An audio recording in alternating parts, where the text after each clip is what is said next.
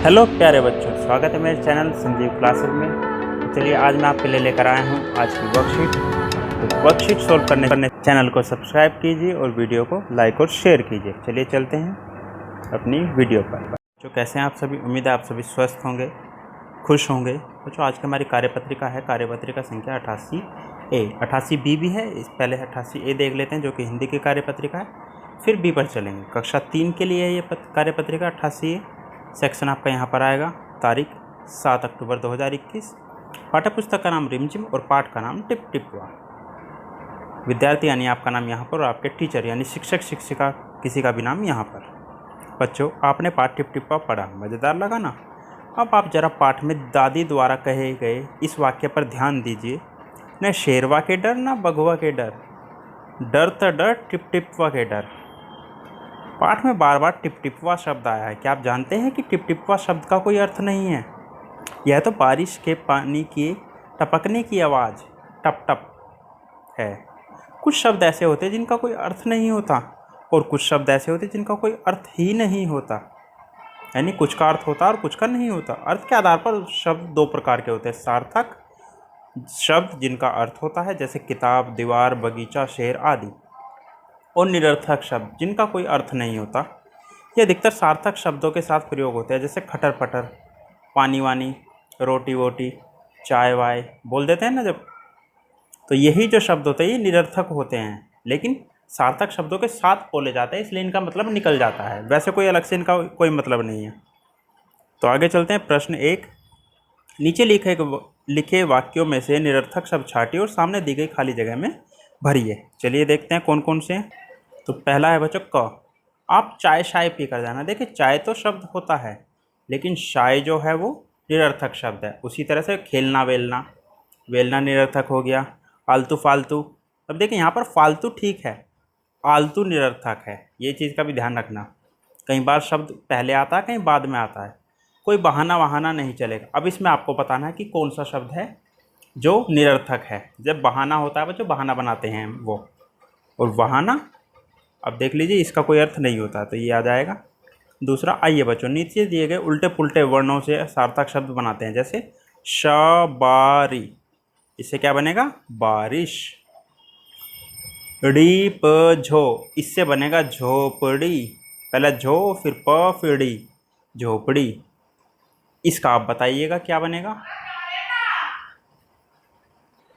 इसके बाद देखिए बुढ़िया, इसमें आ जाएगा। तीसरा, नीचे दिए गए चित्रों को देखकर संकेत शब्दों की मदद से सही ध्वनि वाले शब्दों को चित्र के सामने दी गई खाली जगह में भरिए। जैसे शब्द टन टन, छुक छुक, भिन भिन, क्या चीज़ किसकी ध्वनि होती है? कौन?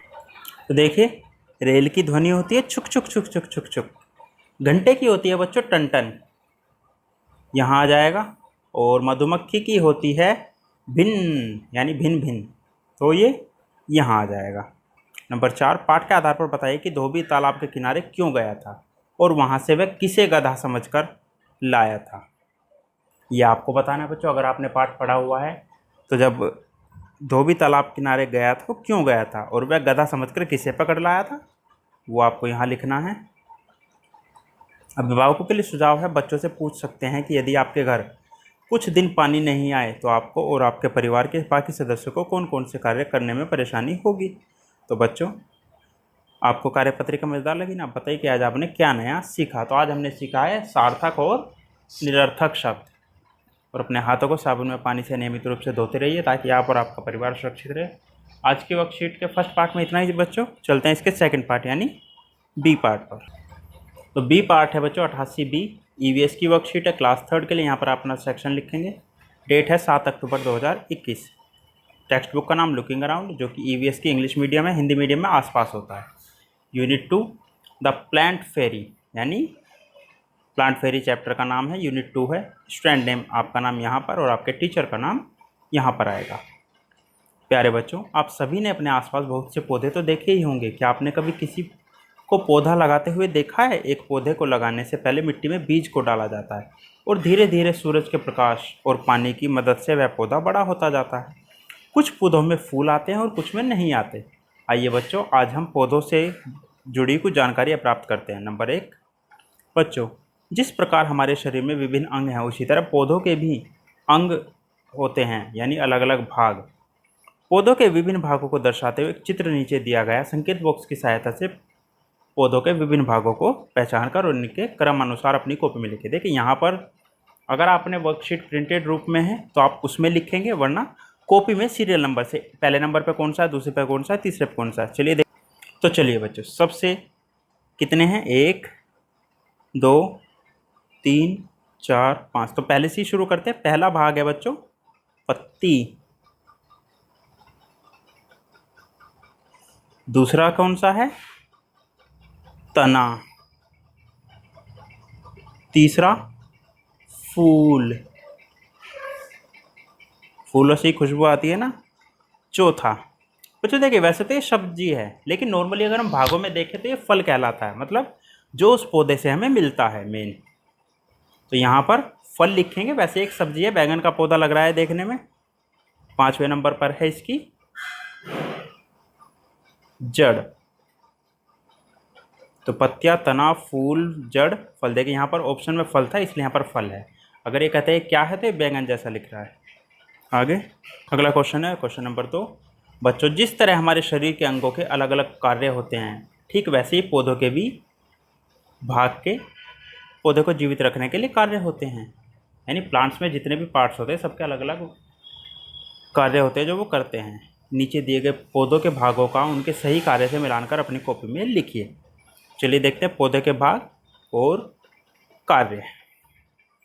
तो जो पौधे के भाग हैं, जड़ें, तना, पत्तियां, फल और बीज, किसका क्या काम है चलिए देख।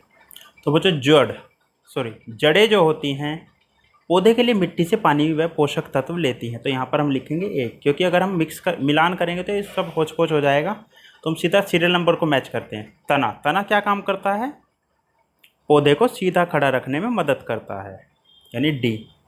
पत्तियाँ क्या काम करती हैं, खाना बनाती हैं। पत्तियों का काम होता है बच्चों खाना बनाता, प्रकाश संश्लेषण का इस्तेमाल करके, यानी प्रकाश संश्लेषण प्रक्रिया, फोटोसिंथेसिस बोलते हैं इंग्लिश में, उसका यूज़ करके पौधों के लिए खाना बनाती है कौन, पत्तियाँ।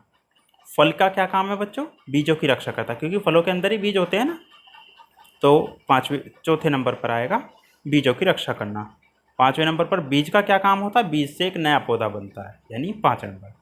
अभिभावकों के लिए सुझाव है, घर में या आसपास उपलब्ध पौधे के विभिन्न भागों से बच्चों को परिचित कराएं। आपको अपने आस पड़ोस में भी कोई भी पौधा दिख जाए तो आप उसके भागों को बता सकते हैं कि ये इसका ये भाग है और कौन कौन से भाग दिखाई दे रहे हैं।